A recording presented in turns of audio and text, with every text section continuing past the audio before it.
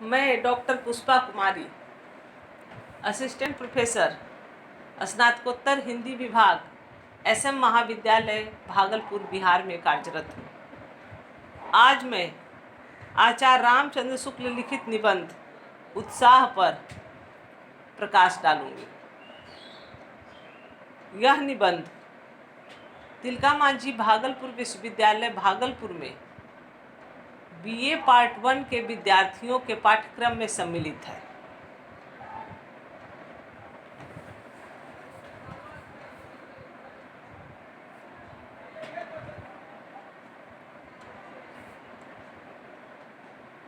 तो एक बार हम आचार्य रामचंद्र शुक्ल के लिखे निबंध उत्साह पर नजर डालेंगे।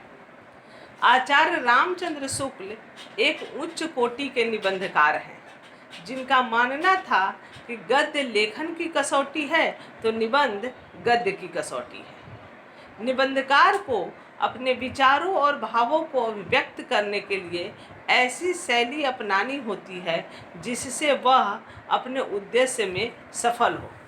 आचार्य शुक्ल के निबंध भले ही संख्या की दृष्टि से बहुत अधिक न हो, किंतु निस्संदेह उनके निबंध उत्कृष्ट कोटि के हैं। विषय की दृष्टि से उनके निबंधों का 3 मुख्य भागों में बांटा जा सकता है, अर्थात विषय की दृष्टि से उनके निबंधों को 3 वर्गीकरण किए जा सकते हैं। पहला मनोविकार संबंधी निबंध, दूसरा सैद्धांतिक समीक्षा संबंधी निबंध और तीसरा व्यवहारिक समीक्षा संबंधी निबंध। आचार्य शुक्ल के मनोभावों यथा उत्साह, श्रद्धा और भक्ति, करुणा, लज्जा, क्रोध, ईर्ष्या आदि मनोविकारों पर जो निबंध लिखे वे चिंतामणि भाग 1 में संकलित हैं। शुक्ल जी ने इन मनोविकारों का विश्लेषण किसी मनोवैज्ञानिक सिद्धांत दृष्टि के आधार पर नहीं किया है। उत्साह निबंध में आए प्रमुख संदर्भों को या उसके प्रमुख विशेषताओं को हम इस प्रकार समझ सकते हैं। नंबर 1, दुख के वर्ग में जो स्थान भय का है वही स्थान आनंद वर्ग में उत्साह का है।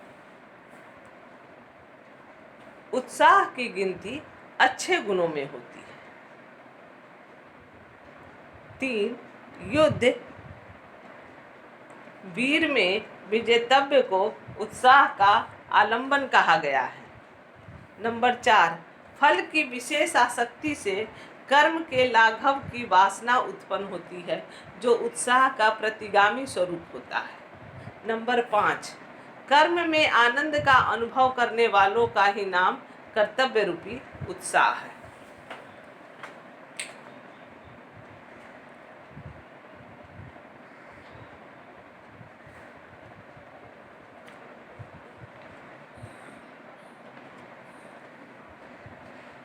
अब हम इसे विस्तृत रूप में समझेंगे। नंबर 1, भय में हम प्रस्तुत कठिन स्थिति के नियम से विशेष रूप में दुखी और कभी कभी उस स्थिति से अपने को दूर रखने के लिए प्रयत्नशील होते हैं।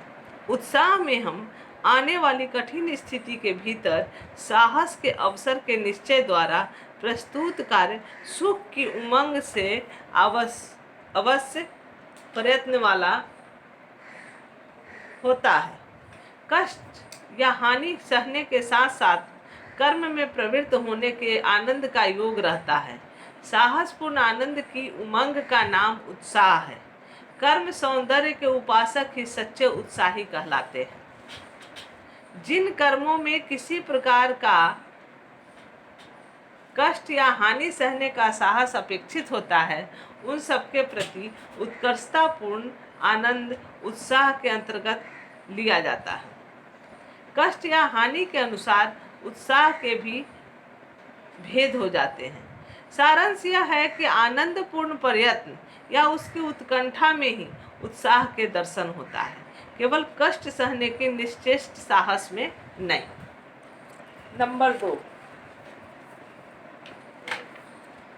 किसी भाव के अच्छे या बुरे होने का निश्चय अधिकतर उसकी प्रवृत्ति के शुभ या अशुभ परिणाम के विचार से होता है। वही उत्साह जो कर्तव्य कर्मों के प्रति इतना सुंदर दिखाई पड़ता है, अकर्तव्य कर्मों की ओर निमित्त साहस की जो भी उमंग देखी जाती है या आत्मरक्षा की ओर जो भी देखी जाती है, उसमें वैसा श्लाघ्य नहीं प्रतीत होता है। उसके आत्मरक्षा के निमित्त जो साहस और उमंग देखी जाती है, उसके सौंदर्य को, परपीड़न जैसे डकैती आदि कर्मों को साहस कभी नहीं कह सकते हैं। प्रयत्न और कर्म संकल्प उत्साह नामक आनंद के नित्य लक्षण हैं। प्रत्येक कर्म में थोड़ा या बहुत बुद्धि का योग भी रहता है। कुछ कर्मों में तो बुद्धि की तत्परता और कर्म का योग दोनों बराबर साथ साथ चलते हैं। उत्साह की उमंग जिस प्रकार हाथ पर चलाती है, उसी प्रकार बुद्धि से भी काम कराती है। नंबर 3, वीर के उत्साह का विषय विजय विधायक कर्म या युद्ध ही रहता है। जिस वस्तु या व्यक्ति पर प्रभाव डालने के लिए वीरता दिखाई जाती है, उसकी ओर उन्मुख कर्म होता है और कर्म की ओर उन्मुख उत्साह नामक भाव होता है। कर्म भावना ही उत्साह उत्पन्न करती है, वस्तु या व्यक्ति की भावना नहीं। किसी कर्म के संबंध में जहाँ आनंदपूर्ण तत्परता दिखाई पड़ती है कि हम उसे उत्साह कह देते हैं। कर्म के अनुष्ठान में जो आनंद होता है, उसका विधान 3 रूपों में दिखाई पड़ता है। क कर्म भावना से उत्पन्न, ख फल भावना से उत्पन्न और ग आगंतुक अर्थात विषयांतर से प्राप्त। नंबर 4, कर्म के मार्ग पर आनंद पूर्वक चलता हुआ उत्साही मनुष्य यदि अंतिम फल तक न पहुँचे तो भी उसकी दशा कर्म न करने वालों की अपेक्षा अधिकतर अवस्थाओं में अच्छी रहेगी, क्योंकि एक कर्म में उसका जीवन संतोष या आनंद में बीता। उसके उपरांत फल की अप्राप्ति पर भी उसे यह पछतावा न रहा कि मैंने प्रयत्न नहीं किया। फल पहले से कोई बना बनाया पदार्थ नहीं होता। अनुकूल प्रयत्न कर्म के अनुसार उसके एक एक अंग की योजना होती है। बुद्धि द्वारा पूर्ण रूप से निश्चित की हुई व्यापार परंपरा के नाम को ही प्रयत्न कहते हैं और प्रयत्न की अवस्था में व्यक्ति का जीवन का जितना अंश संतोष, आशा और उत्साह में बीता, अप्रयत्न की दशा में उतना ही अंश शोक और दुख में कटता है। नंबर 5, धर्म और उदारता के उच्च कर्मों के विधान में ही एक ऐसा दिव्य आनंद भरा रहता है जो कर्ता को वे ही कर्म के फलस्वरूप लगते हैं। अत्याचार का दमन और क्लेश का शमन करते हुए चित्त में जो उत्साह और तुष्टि होती है, वही लोकोपकारी कर्म वीर का सच्चा सुख है। यदि ऐसे किसी उद्योग में हम लगे हैं जिससे आगे चलकर हमें बहुत लाभ या सुख की आशा है, तो हम उस उद्योग को तो उत्साह के साथ करते ही हैं, अन्य कार्यों में भी प्रायः अपना उत्साह दिखाई देते हैं। निष्कर्ष इस प्रकार स्पष्ट है कि बिना आनंद के किसी कष्टप्रद कर्म में प्रवृत्त होना साहस है, उत्साह नहीं। उत्साह एक अनिवार्य भाव तथ्य है। उत्साह में मानसिक और शारीरिक तत्परता भी आवश्यक है। इस निबंध में विचारों की गहराई के साथ साथ कहीं कहीं पर स्वार्थ साधनों पर भी कटाक्ष किया गया है, जो गंभीर विनोद भी उत्पन्न करता है और यही इस निबंध का उद्देश्य भी है।